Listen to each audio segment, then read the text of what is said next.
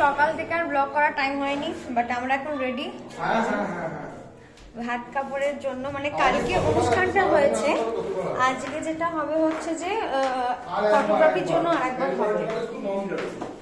ঠিক আছে, ফটোগ্রাফির জন্য আরেকবার হবে। আমরা কজন বেরিয়ে যাচ্ছি, আর ওখানে অলরেডি সবাই চলেও গেছে, বাকিরা সব আসছে। চল। এটা কি ব্লগ হচ্ছে? বাহ,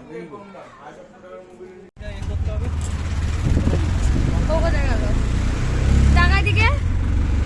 টাকা রে, ওর নাম জানি না। আমরা এখন যাচ্ছি হচ্ছে ওই যেখানে রিচুয়ালসটা হবে।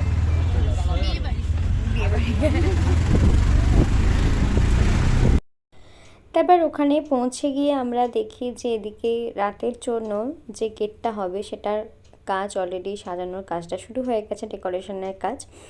ভেতরটা যেখানটা বউ বসবে সেখানটা এরকম হচ্ছিল, আর এই জায়গাটা হচ্ছে সেলফি জোন, এখন অনেকেই করে। তো তারপর আমি দেখছিলাম মামনি বাবা কোথায় আছে, আর এই দেখে এদিকে মাইমা মামনি বাবা সব বসে আছে, জিজ্ঞাসা করছে আমাদের আসতে এতটা কেন দেরি হলো। যাই হোক, তো তারপর আবার ভাত খাবারের অনুষ্ঠানে যে রিচুয়ালস সেটা হয়। আমি আগের ব্লগে বলেছিলাম যে মেন রিচুয়ালস হয়ে গেছিলো, এটা শুধুমাত্র হয়েছিল ফটোগ্রাফির জন্য, কারণ আগের দিন ফটোগ্রাফার দাদারা আসতে পারেনি। তো তারপর এখানে একটু বলা হচ্ছে টুটুন দাদাকে যে হাঁটু গেড়ে বসে ফুলটা, এবং সেটাকে বলছিল টুটুন দাদার মা, মানে এরকম শাশুড়ি হওয়াই দরকার। যাই হোক, সেজ মাসি ভীষণ ফ্র্যাঙ্ক একজন মানুষ। তো তারপর তো এসব হওয়ার পর আমরা একটু ফটোশ্যুট করলাম, দেন আমরা খেতে বসে গেছিলাম।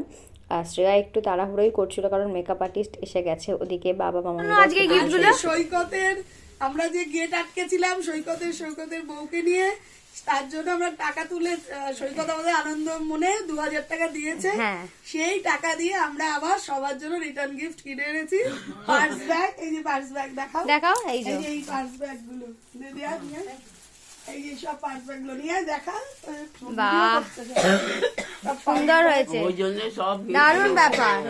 এরকম দিদি ঘরে ঘরে থাক বাবা। হচ্ছে আমার জন্য থ্যাংক ইউ সকলকে। সবাইকে দেখাও ঝুলিয়ে, খুব সুন্দর কালার পছন্দ হয়েছে।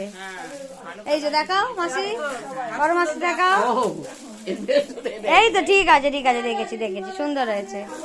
তো গিফট পেয়ে আমরা সকলে তো ভীষণ খুশি। তারপর ফটাফট রেডি হয়ে নিয়ে আমরা পৌঁছে গেছিলাম হলে, তখন অনেকই লোকজন প্রায় এসে গেছিলো। আর এটা হচ্ছে আজকে তন্ময়ের আউটফিট, এখানে আছে মাইমা, বড় মাসি, এই যে বৌদি, আর এই যে দেখো এখানে বাবাও আছে, সুন্দর সেজেগুজে মকটেল খেতে ব্যস্ত। আর এই যে আমাদের ছোট্ট সুন্দরী ছোট্ট পুচকু একটা, ও একটুখানি এখানে কচুরি খাচ্ছিল। আর তারপর তো এদিকে দেখাচ্ছিলাম যে এখানটা আর কি মানে খাওয়ার আয়োজনটা এই জায়গায় করা হচ্ছে। আর এই যে মামনিও এখানে রেডি।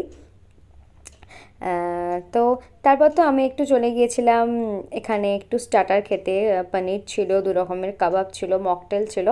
আমি সব কিছু একটু টেস্ট করেছিলাম, আর মকটেলের মধ্যে আমি একটু কোকি প্রেফার করেছিলাম।